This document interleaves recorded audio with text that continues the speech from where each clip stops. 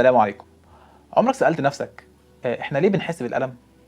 طيب سألت نفسك قبل كده إحنا ليه اللحظات المؤلمة أو الذكريات اللي بتوجع بنفتكرها وتفضل معانا كتير وبتعلمنا أكتر بكتير من اللحظات السعيدة اللي يمكن أصلا ما نفتكرهاش أحيانا كتير؟ وإزاي ممكن نعيش من غير ألم؟ وهل تعرف إن في بعض الناس عمرهم ما حسوا بألم؟ كل الأسئلة دي هنجاوبها النهاردة في حلقتنا فوائد الألم.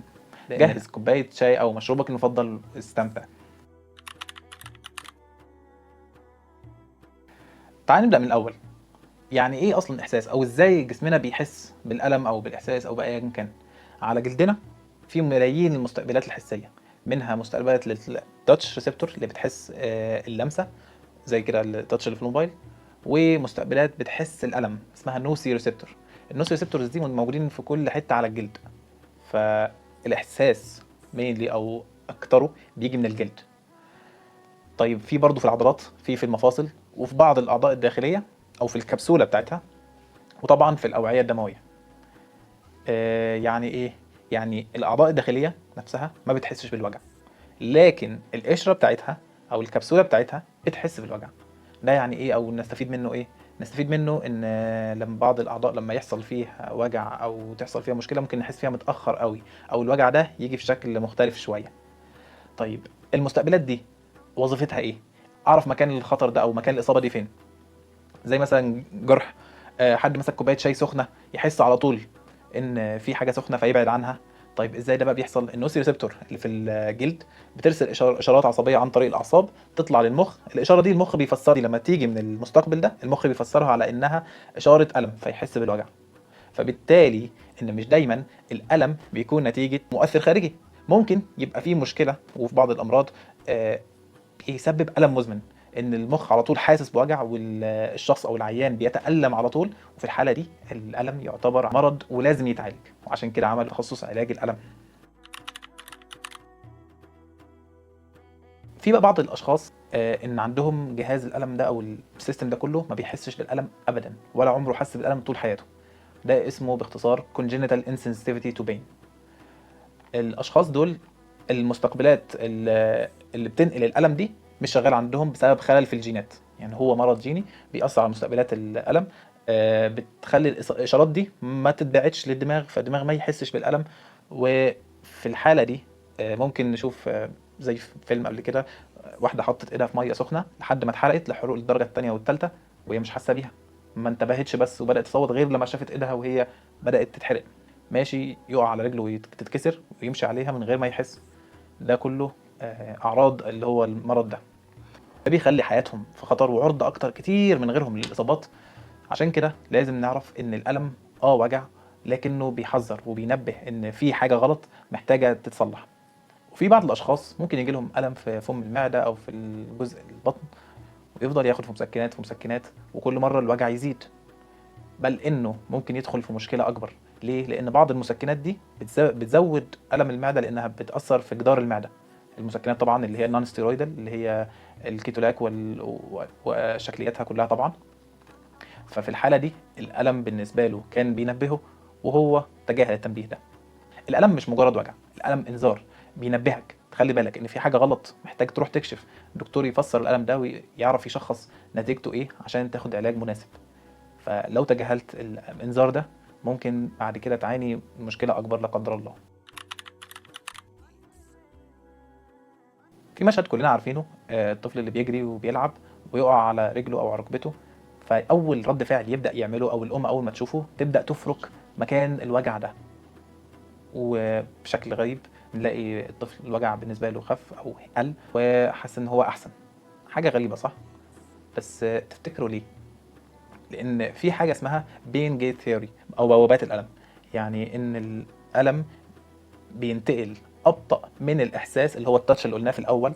لما افرك الجلد اللي عليه مستقبلات حسيه بتنتقل اسرع للدماغ فالدماغ يتشغل بالاحساس ده وينسى الالم، لان احنا قلنا في الاول وفي الاخر هو عباره عن اشارات.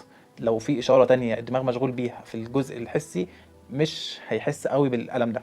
كنا بنقول كده من الاخر ان الاحساس او اللمس اسرع من الالم فبيسبق الطريق عليه ويقفله. نفس الكلام بيحصل لما بنقول مثلا محتاج تاخد كمادات سخنه او كمادات ساقعه تلج. احساس بالبروده او السخونه ده برضه بيقلل احساس الالم. عشان كده في المرضى اللي عندهم انضغاط الفقرات طبعا بخاخ التلج او المراهم اللي بتسقع المكان ده بتريح جدا معاهم الالم، بتخليهم يعرفوا يناموا بالليل. الالم مش نوع واحد بس، الالم انواع.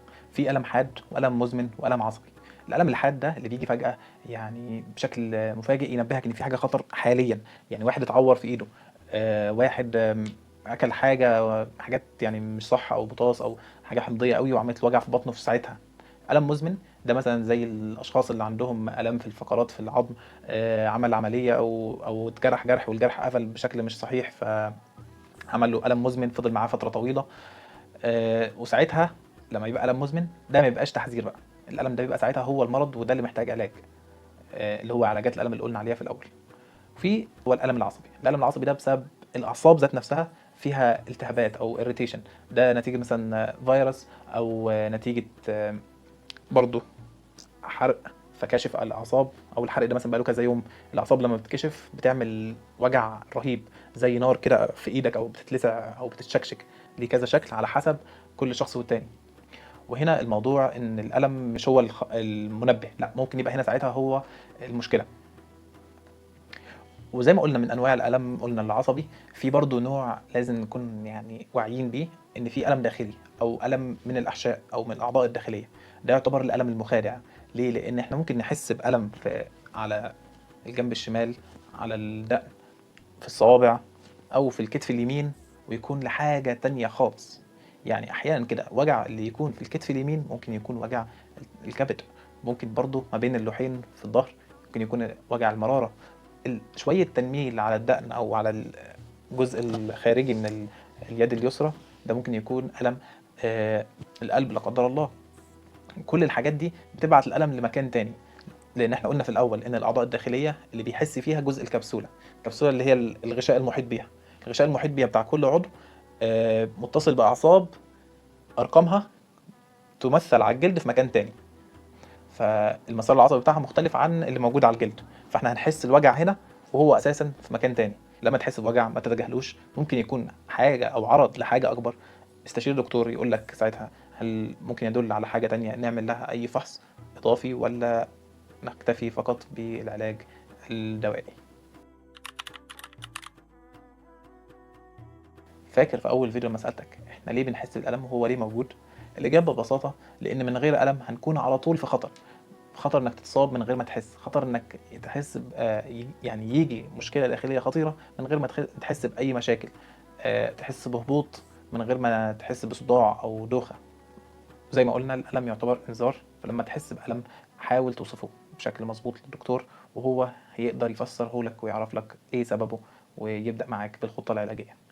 ومن هنا نكون وصلنا لنهايه حلقتنا. اتمنى اشوف رايكم في الكومنتات، ما تنساش تعمل لايك وسبسكرايب وشير، وانتظرونا كل 4 الساعة 9 في فيديو جديد. السلام عليكم.